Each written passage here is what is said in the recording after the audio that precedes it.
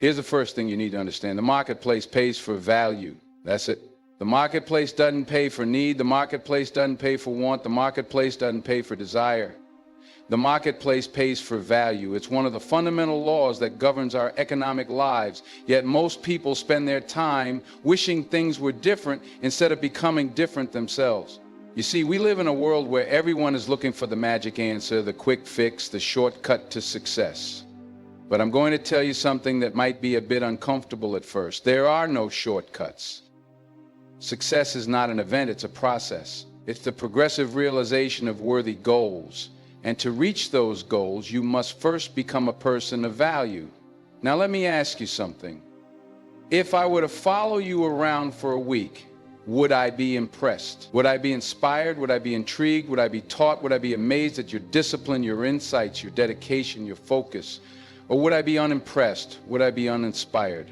Would I see the same old habits, same old results? You see, to become too valuable to be ignored, you must first take an honest inventory of where you are right now. And that can be the hardest part, because most people don't like what they see when they really look at themselves. But here's the good news. You don't have to stay where you are. You can change, you can grow, you can develop, you can transform. I once had a mentor say to me, Jim, don't wish it was easier, wish you were better. Don't wish for less problems, wish for more skills. Don't wish for less challenges, wish for more wisdom. That philosophy changed my life, and it can change yours too. Let's talk about your personal value in the marketplace. What skills do you bring? What knowledge do you possess? What problems can you solve? What value can you add? These are the questions that determine your worth in the economic world. And the wonderful thing is you can increase your value every single day through a commitment to personal development. You know, when I was a young man, I met my mentor, Mr. Shah, and he asked me, Jim, how much money have you got saved? I said, none. He said, who sold you on that plan? It was a devastating question, because up until that point, I hadn't realized I was on a plan. I was just doing what everyone else around me was doing, living paycheck to paycheck, hoping things would get better someday. And Mr. Shaw taught me something I've never forgotten. He said, Jim, if you want to be valuable, you've got to have value to offer. If you want things to change, you've got to change. If you want things to get better, you've got to get better. If you want to have more, you've got to become more. Now, read books, attend seminars, listen to audio programs associated with successful people. Become a lifelong student. I've often said that formal education will make you a living, but self-education will make you a fortune. I read somewhere that the average American reads less than 2 books per year. Less than 2. Is it any wonder why so many people struggle financially? Is it any wonder why so many people feel stuck in their careers? Is it any wonder why so many people feel stuck in their career? They're not feeding their minds with new ideas, new strategies, new perspectives. I made a commitment many years ago to read at least 30 minutes every day. That may not sound like much, but it adds up. 30 minutes a day is 3.5 hours per week, which is 182 hours per year. Do you know how many books you can read in 182 hours? A lot. And each of those books contains ideas that can transform your life, ideas that can make you more valuable in the marketplace. But reading alone isn't enough. You've got to apply what you learn. Knowledge isn't power until it's applied. So as you're reading, constantly ask yourself, how can I use this? How can I implement this in my life? How can this make me more valuable? Next, to become valuable, you must develop your skills. What are you good at? What comes naturally to you? What do people compliment you on? These are clues to your natural talents and abilities. And here's the key. Develop those talents to an exceptional level. You see, being average at something doesn't make you valuable. Being exceptional does. The marketplace rewards excellence, not mediocrity. As I've traveled around the world speaking to audiences like this one, I've noticed something interesting. The top 20% of performers in any field earn 80% of the rewards. That's just how it works. So if you want to be rewarded in the marketplace, you've got to be among the best at what you do. Now, don't misunderstand me. I'm not saying you need to be the absolute best in the world. That's not realistic for most people. What I am saying is that you need to be among the best in your sphere of influence. You need to be exceptional compared to those around you. And here's the good news. Becoming exceptional doesn't necessarily require extraordinary talent. It requires extraordinary effort, extraordinary dedication, extraordinary discipline. It requires what I call the slight edge, doing a little bit more than everyone else. Let me give you an example. Let's say you're in sales. The average salesperson makes 10 calls a day. What if you made 15? That's just 5 more calls, but it's 50% more activity over the course of a year.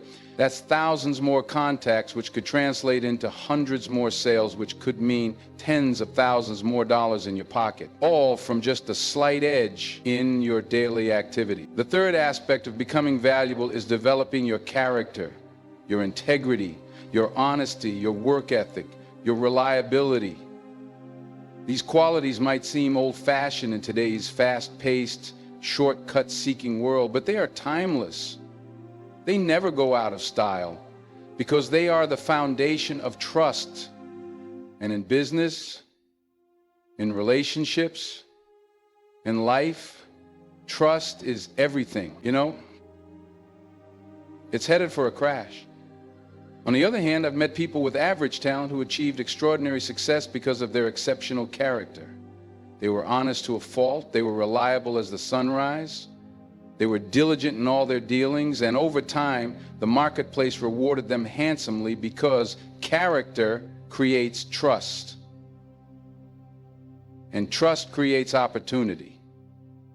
The fourth aspect of becoming valuable is developing your attitude, your outlook, your perspective, your approach to life's challenge. You see, attitude isn't everything, but it's the first thing. It sets the tone for everything else. A positive, solution-oriented attitude makes you someone people want to work with, someone people want to help, someone people want to see succeed. I learned this lesson early in my career. I was working at a department store, and I wasn't making much money. I was complaining one day about my circumstances, and a wise colleague said to me, "Jim, if you want to make more money, become more valuable. And the first step to becoming more valuable is to have a better attitude." At first I was offended. I thought my attitude was just fine. But as I reflected on his words, I realized he was right. I had been showing up to work just doing the minimum required. I had been focusing on what was wrong instead of how I could make things better.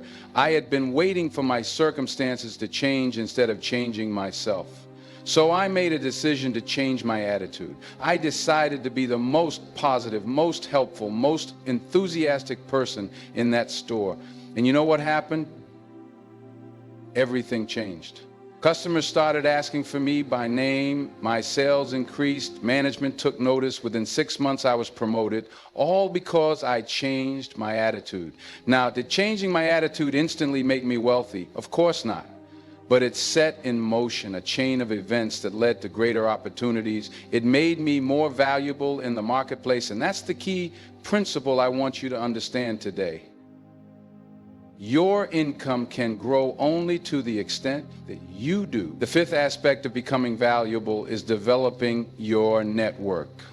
The relationships you build, the connections you make, the people you know and who know you. In today's interconnected world, your network is one of your most valuable assets. It's not just about who you know, it's about who knows you and what they know about you.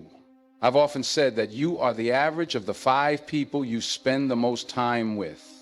So look around at your current network. Are these people pushing you to grow, to improve, to become more valuable, or are they holding you back, keeping you comfortable, encouraging mediocrity? If you want to become too valuable to be ignored, you need to associate with people who are already valuable, people who are already achieving the kind of success you desire. Find mentors, join masterminds, attend conferences where successful people gather. Put yourself in environments where excellence is the norm, not the exception. And as you build your network, remember this: networking isn't just about what others can do for you, it's about what you can do for others.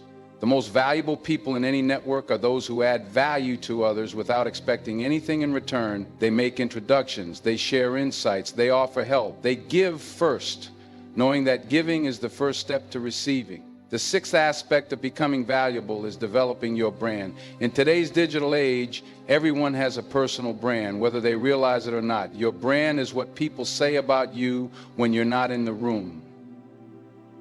It's your reputation, your perceived value, your market positioning. So let me ask you, what do people say about you when you're not around? Are you known for excellence? Are you known for integrity? Are you known for adding value, or are you known for mediocrity, for cutting corners, for just getting by? Your brand isn't built overnight. It's built day by day, decision by decision, action by action. It's built by consistently delivering on your promises, by consistently exceeding expectations, by consistently being the kind of person others can count on. I remember a young woman who attended one of my seminars years ago. She was working as an administrative assistant at a small company, but she had big dreams. After the seminar, she decided to rebrand herself from just an assistant to an indispensable business partner. She started coming in early to prepare for meetings. She started taking notes on everyone's preferences and priorities. She started anticipating needs before they were expressed. Within a year, she was promoted to executive assistant. Within 2 years, she was operations manager. Within 5 years, she was chief of staff, earning 6 figures. All because she decided to rebrand herself from ordinary to extraordinary, from replaceable to indispensable, from ignorable to too valuable to be ignored. The seventh aspect of becoming valuable is developing your expertise, becoming a recognized authority in your field, someone people turn to for answers, for guidance, for solutions. In the information age, expertise is currency. The more you know, the more valuable you become. Now, developing expertise requires time and effort. It requires studying, practicing, experimenting, failing, learning, and growing. It requires what author Malcolm Gladwell popularized as the 10,000-hour rule, the idea that it takes about 10,000 hours of deliberate practice to achieve mastery in a field. But here's the thing about expertise. Once you have it, no one can take it away from you. Once you put in the time to become truly knowledgeable and skilled in your area, that expertise becomes part of who you are. It becomes a permanent asset that you can leverage for the rest of your life. I know a man who spent 5 years becoming an expert in a very specialized area of tax law. It wasn't glamorous work. It involved reading thousands of pages of tax code, studying countless court cases, attending specialized training sessions. But after those 5 years, he was one of only a handful of people in the country with this particular expertise. And because of that, he never had to worry about income again. Companies were willing to pay him $500 an hour for his knowledge, all because he committed to developing rare and valuable expertise. The eighth aspect of becoming valuable is developing your productivity, your ability to get things done, to produce results, to create output that others find valuable. In the end, the marketplace doesn't reward activity, it rewards results. And the people who can produce the most valuable results in the least amount of time are the ones who become too valuable to be ignored. So how do you increase your productivity? Start by eliminating distractions. The average person today is interrupted every 8 minutes, and it takes about 23 minutes to get back to the same level of focus after each interruption. That's a recipe for mediocrity. If you want to be exceptional, you need extended periods of deep, focused work. Next, prioritize ruthlessly. Not all tasks are created equal. Some tasks move the needle toward your goals, others just keep you busy. Focus on the former and eliminate, delegate, or minimize the latter. As Peter Drucker said, there is nothing so useless as doing efficiently that which should not be done at all. Finally, leverage systems and technology. Find ways to automate repetitive tasks, to streamline your workflows, to multiply your output without multiplying your input. The most productive people aren't necessarily the ones who work the hardest. They're the ones who work the smartest. I know a writer who used to struggle to produce 1 book every 2 years. Then he developed a system. He started dictating his first drafts instead of typing them, which tripled his output. He hired an editor to polish his work instead of doing it all himself. He created templates for his book marketing instead of reinventing the wheel each time. Now he publishes 3 books a year, and his income has increased accordingly, all because he found ways to produce more value in less time. The 9th aspect of becoming valuable is developing your creativity, your ability to generate new ideas, to solve problems in innovative ways, to see opportunities where others see obstacles. In a world where routine tasks are increasingly automated, creative thinking becomes more valuable than ever. Creativity isn't just for artists and designers, it's a skill that adds value in every profession. The sales representative who thinks of a new way to reach potential clients, the accountant who develops a more efficient tracking system, the teacher who creates a more engaging lesson plan. They're all using creativity to increase their value. So how do you develop creativity? Start by exposing yourself to diverse ideas and perspectives. Read books outside your field. Talk to people from different backgrounds. Travel to new places. The most creative ideas often come from connecting dots between seemingly unrelated concepts.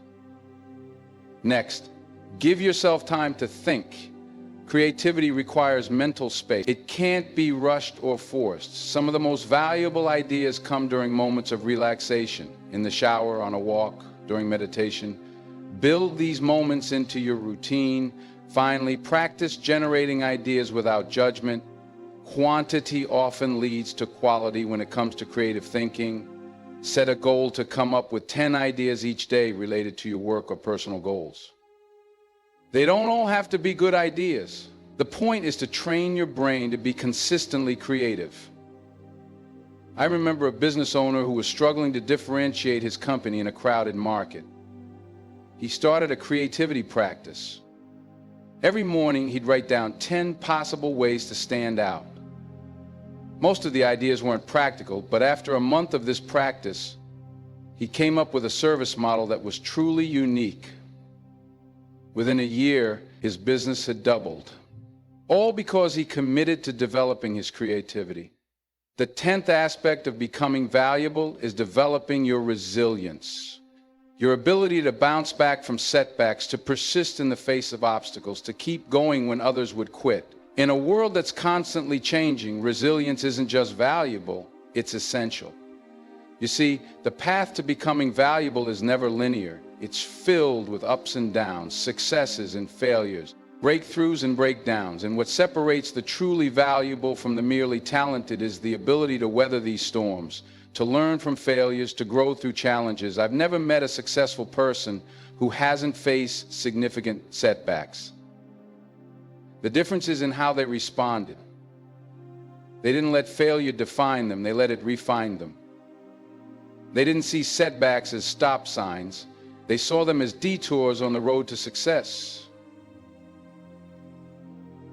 So how do you develop resilience? Start by reframing how you see challenges. Instead of asking, why is this happening to me? Ask, what can I learn from this? How can this make me stronger, wiser, more valuable? Next, develop supportive habits and relationships. Resilience isn't just mental, it's physical and emotional too. Take care of your health. Surround yourself with positive influences. Build a network of people who believe in you even when you doubt yourself. Finally, keep your long-term vision in mind. Resilience comes easier when you're connected to a purpose larger than your immediate circumstances. When you know where you're going, detours become less devastating. I know a woman who lost her job during an economic downturn. Instead of seeing it as a catastrophe, she saw it as an opportunity to reinvent herself. She used her severance pay to take courses in a new field. She reached out to her network for advice and introductions. She started a small consulting practice to build experience while she looked for full-time opportunities.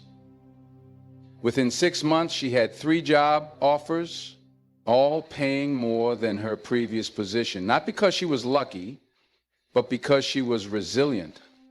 She turned a setback into a setup for something better. The 11th aspect of becoming valuable is developing your communication skills. Your ability to express ideas clearly, to persuade effectively, to connect authentically. In almost every field, the ability to communicate well multiplies your value many times over. Think about it. How many brilliant ideas have gone nowhere because they couldn't be effectively communicated? How many talented people have been overlooked because they couldn't articulate their value? How many businesses have failed because they couldn't connect with their customers? Communication isn't just about words. It's about listening, understanding, empathizing. It's about tailoring your message to your audience. It's about being clear, concise, and compelling.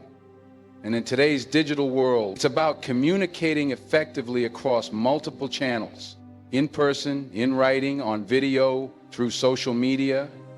I've seen countless examples of people who weren't the most knowledgeable or the most experienced in their field, but who rose to the top because they could communicate exceptionally well. They could explain complex ideas in simple terms.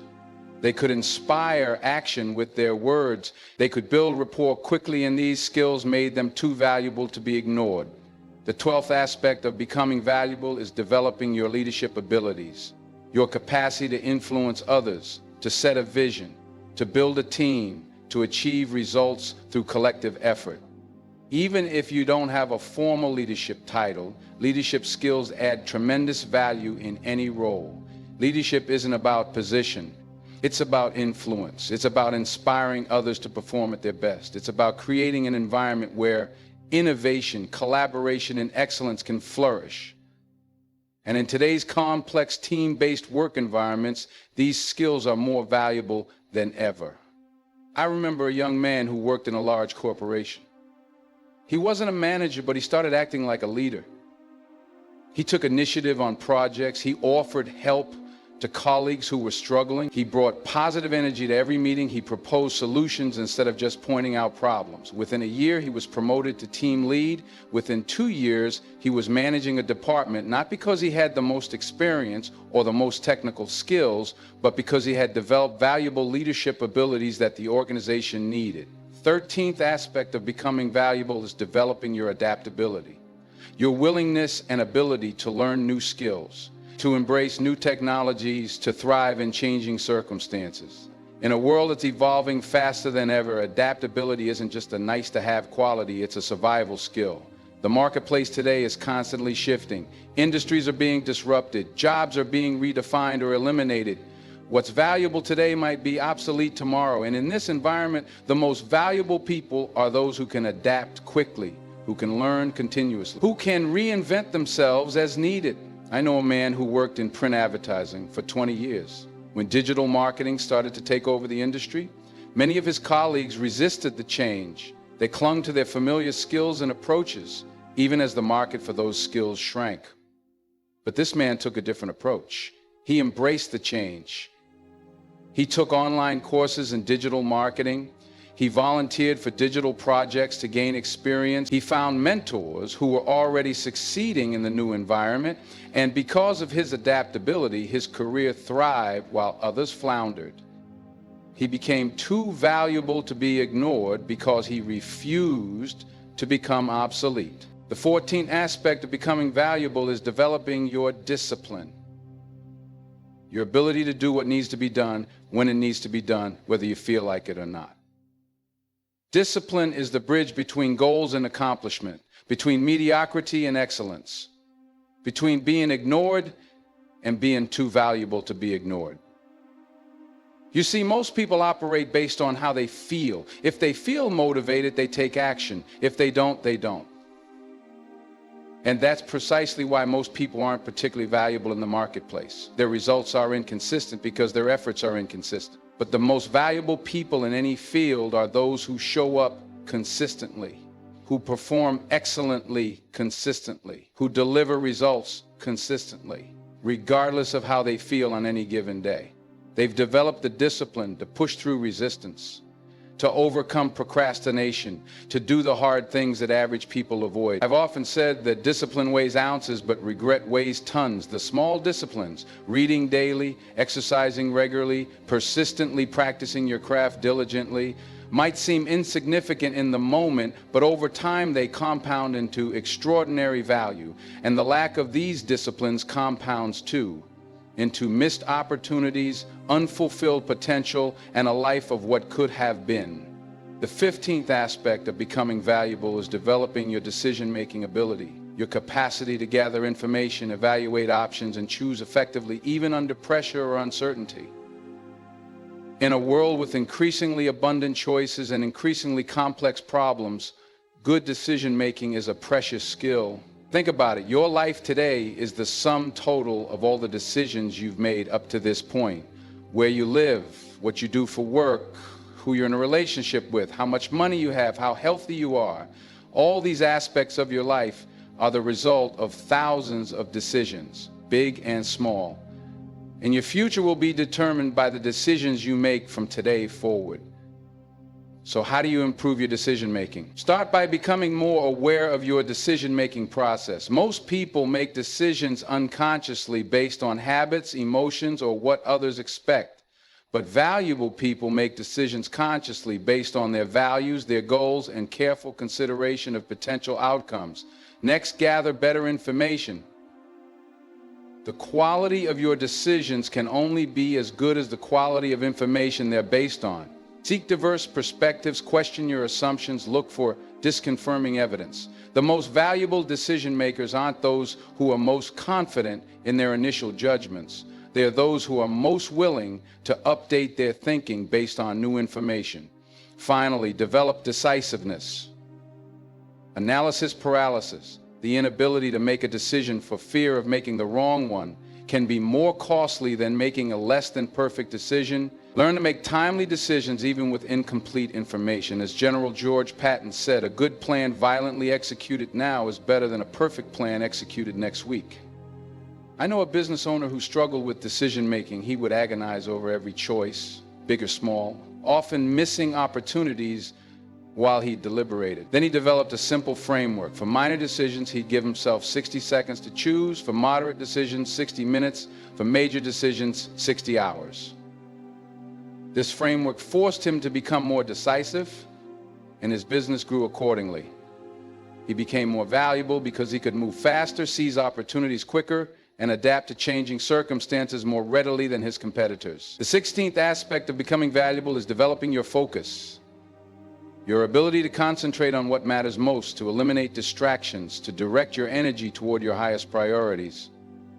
In an age of unprecedented distraction, focus has become one of the rarest and most valuable skills. The average person today is bombarded with interruptions, emails, texts, social media notifications, breaking news alerts. And each of these interruptions not only steals time, but also fragments attention, making deep work and high-quality output nearly impossible. But the most valuable people have learned to protect their focus, to create environments and routines that support concentration, to say no to the many good things so they can say yes to the few great things. I've noticed that the most successful people in any field are not necessarily the most talented or the most intelligent. They're the ones who can focus longest on a single problem or opportunity. They're the ones who can shut out the noise and zone in on what truly moves the needle. They're the ones who understand that distraction is the enemy of value creation. So how do you develop greater focus? Start by identifying your most important tasks, the ones that create the most value, that move you closest to your goals, that utilize your highest skills. Then create protected time for these tasks. Turn off notifications, close unnecessary browser tabs, hard things that average people avoid. Put your phone in another room if needed. Create an environment that supports deep work rather than shallow distraction. Next, practice focus like a muscle. Start with short periods of concentrated work, perhaps 25 minutes using the Pomodoro technique, and gradually extend these periods as your focus muscle strengthens. Like any skill, focus improves with practice. Finally, be mindful of your energy management. Focus isn't just about time, it's about energy. Identify when your energy is naturally highest during the day and schedule your most important focus-intensive work during these peak periods. Save administrative low-value tasks for your energy valleys. I know a writer who struggled with productivity until he developed a focus routine. Every morning he'd wake up at 5 a.m., make a cup of coffee, and write for 2 hours before checking any devices. No email, no news, no social media, just focused creation. The simple routine tripled his output and dramatically increased the quality of his work. And the marketplace responded accordingly with higher paying opportunities and greater recognition. He became too valuable to be ignored because he learned to ignore the unimportant. The 17th aspect of becoming valuable is developing your problem-solving ability, your capacity to identify challenges, analyze root causes, generate solutions, and implement effective action. In every field, those who can solve problems consistently and creatively become indispensable. You see, most people avoid problems. They see them as annoyances, as obstacles, as things to complain about. But the most valuable people seek out problems. They see them as opportunities, as chances to demonstrate their value, as puzzles to be solved. They understand that their income, their advancement, their reputation, all of these are directly proportional to the size and complexity of the problems they can solve. I remember talking to a CEO about why he paid his top executive such an extraordinary salary. He said, "This person solves 10 million problems for me. Why wouldn't I pay him 1 million a year?" That's how the marketplace works. It pays in proportion to the problems you solve. So how do you become a better problem solver? Start by developing a systematic approach. Instead of jumping to solutions, take time to properly define the problem, to understand its scope and impact, to identify potential causes. Often, a well-defined problem is half solved. Next, expand your toolkit of potential solutions. Read case studies of how others have solved similar problems. Learn methodologies like Six Sigma, design thinking, or the scientific method. The more approaches you have in your toolkit, the more likely you are to find an effective solution. Finally, develop implementation skills. The best solution in the world is worthless if it isn't implemented effectively. Learn project management, change management, and influence skills to ensure your solutions actually solve problems in the real world, not just on paper. I know an engineer who made himself invaluable to his company, not because he was the most technically brilliant, though he was very competent, but because he could solve problems that crossed departmental boundaries. He understood enough about engineering, finance, marketing, and operations to see how they all interconnected, and he could develop solutions that addressed the whole system, not just one part. This ability made him too valuable to be ignored, and he rose quickly to a leadership position. The 18th aspect of becoming valuable is developing your emotional intelligence. Your ability to recognize and manage your own emotions and to understand and influence the emotions of others. In a world where most routine cognitive tasks can be automated, emotional intelligence, something no AI can truly replicate, becomes increasingly valuable. Emotional intelligence includes several components: self-awareness, knowing what you're feeling and why; self-regulation, managing your emotional responses; motivation, using emotions to achieve goals; empathy, understanding others' emotions; and social skills, building effective relationships. People with high emotional intelligence make better leaders, better team members, better salespeople, better negotiators, better customer service representatives, better at almost any role that involves human interaction, and that's most roles in today's economy. So how do you develop emotional intelligence? Start with self-awareness. Pay attention to your emotional responses throughout the day. Notice what triggers certain feelings, how those feelings affect your behavior, and the impact your behavior has on others. Journaling can be a powerful tool for developing this awareness. Next, practice empathy. Make a conscious effort to see situations from others' perspectives. Ask questions about how they're feeling and why. Listen not just to the words they say, but to the emotions behind the words. The ability to truly understand another person's point of view is rare and valuable. Finally, develop your social skills. Learn to communicate clearly and respectfully, even in difficult conversations. Practice giving effective feedback. Become adept at resolving conflicts. These skills make you someone others want to work with, someone they trust, someone they value. I know a consultant who built a 7-figure business largely on the strength of his emotional intelligence. He wasn't the most technically knowledgeable consultant in his field, but he had an extraordinary ability to build rapport with clients, to understand their unstated needs, to navigate organizational politics, and to deliver feedback in ways that people could hear and act upon. These skills made him too valuable to be ignored in a marketplace full of technically competent but emotionally unintelligent competitors. The 19th aspect of becoming valuable is developing your initiative. Your willingness to take action without being told, to see what needs to be done and do it, to create opportunities rather than wait for them. In a world where most people are reactive, those who are proactive stand out and become indispensable. Initiative is about ownership. It's about treating whatever you're doing, whether it's a job, a business, a project, or a relationship, as if it belongs to you, as if its success or failure rests entirely on your shoulders. It's about thinking like an owner, even if you're an employee, like the leader, even if you're a follower. I've noticed that the most valuable people in any organization are those who consistently demonstrate initiative. They don't wait for permission to improve things. They don't need detailed instructions to get started. They see problems and fix them. They see opportunities and seize them. They consistently operate ahead of expectations rather than just meeting them. So how do you develop greater initiative? Start by expanding your circle of concern. Most people focus narrowly on their assigned task, but those with initiative look at the bigger picture. They understand how their work fits into the larger goals of the team, the department, the organization. This broader perspective helps them identify opportunities for improvement that others miss. Next, develop a solution-oriented mindset.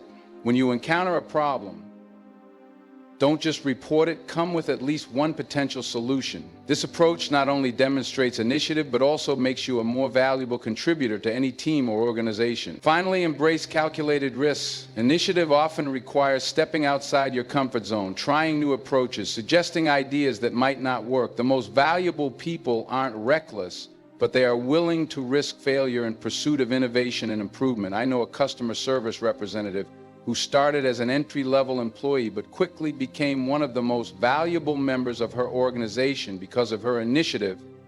She didn't just handle customer complaints, she identified patterns in those complaints and suggested product improvements. She didn't just follow the scripts, she developed better scripts and shared them with her team. She didn't just meet her metrics, she found ways to exceed them consistently. Within 2 years, she was managing the department, not because she had the most experience or the most credentials, but because her initiative made her too valuable to be ignored. The 20th aspect of becoming valuable is developing your integrity, your commitment to doing what's right, to keeping your word, to maintaining high ethical standards, even when it's difficult or costly. In a world where trust is increasingly scarce, integrity becomes an increasingly valuable commodity. Integrity isn't just about being honest, though that's certainly part of it. It's about being whole, being consistent, being the same person in all situations and circumstances. It's about aligning your actions with your values, your words with your deeds, your private behavior with your public image. The marketplace rewards integrity because integrity creates trust, and trust creates opportunity. People want to work with, buy from, partner with, and invest in those they trust. And in today's transparent, connected world, a lack of integrity is harder than ever to hide for long. So how do you develop greater integrity? Start by clarifying your values. What principles are non-negotiable for you? What lines will you not cross, even for profit or advancement? What kind of person do you want to be, regardless of circumstances? Next, practice integrity in small things. Keep your promises, even when they become inconvenient. Meet deadlines, even when it requires extra effort. Tell the truth, even when a lie would be easier. Integrity is built or broken in these daily choices. Finally, surround yourself with people of integrity. We tend to rise or fall to the level of our associations. If you want to develop greater integrity, Spend time with those who demonstrate it consistently. Their example will inspire and challenge you